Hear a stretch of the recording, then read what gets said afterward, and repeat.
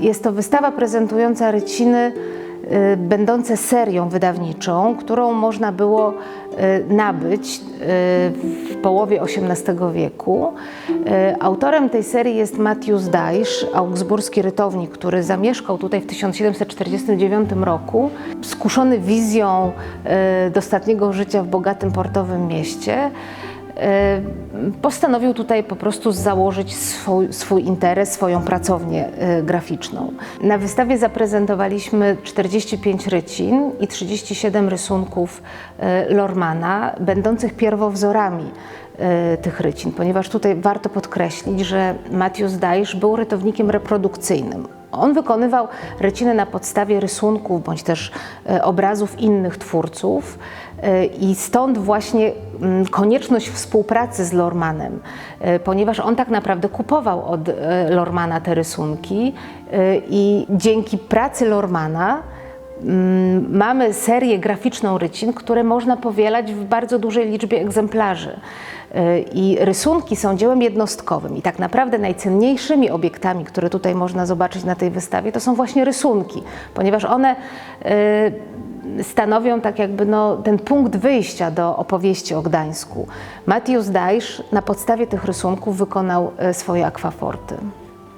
Na wystawie znajduje się także album, jeden z 4 albumów, które należały niegdyś do pastora Haselała, albumów zawierających całą jego kolekcję map, rycin z całego świata. Natomiast jeden z albumów, właśnie ten, który jest prezentowany na wystawie, poświęcony jest Gdańskowi. I oprócz tego, że w tym albumie znajdują się ryciny Daischa, znajdują się także mapy z XVIII wieku, plany miasta. Tak jakby kolekcjoner zbierał wszystkie artefakty, wszystkie takie obiekty, które w pewien sposób kojarzyły mu się z rodzinnym miastem i były dla niego ważne z takich powodów sentymentalnych.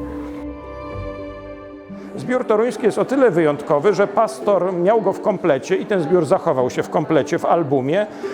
Są to też ryciny podkolorowane ręcznie, bo on polecił to robić. Na przykład w Muzeum Narodowym w Gdańsku mamy ryciny zwykle niekolorowane, a poza tym mamy kartę tytułową razem z informacją o prenumeracie. Historycy sztuki przez wiele lat nie mieli styczności z tym albumem, z tym zbiorem, czy też albumami pastora Haselała, mimo że w Toruniu właściwie od powstania Uniwersytetu od 1945 roku istnieje historia sztuki.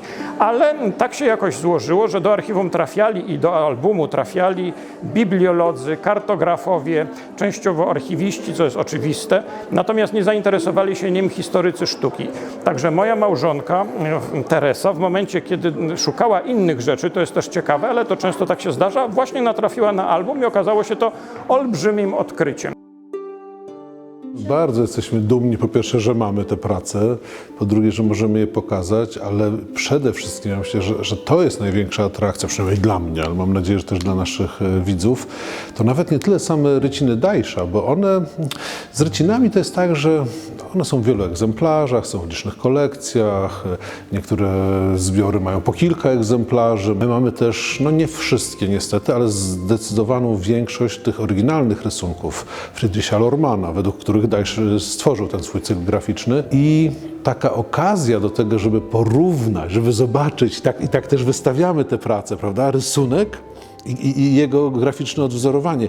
I możemy zobaczyć wiele różnych rzeczy. Ja myślę, że to jest bardzo ciekawe też z punktu widzenia takiego edukacyjnego, czy takiego popularyzującego wiedzę o tym, czym jest grafika, czym jest rysunek. Mianowicie patrzymy i widzimy tak, aha, to jest reprodukcja, ale nie taka do końca identyczna. Czasami jakaś postać się różni, czasami chmury są inaczej zrobione, czasami grafik postanowił coś troszeczkę skorygować, coś dodać, coś ująć. Więc to też jest oczywiście do pewnego stopnia twórcza praca. Zasadniczo jednak to rysownik, a więc w tym wypadku Friedrich Lohrmann odpowiadał za tę koncepcję, za to no, przede wszystkim punkt widzenia.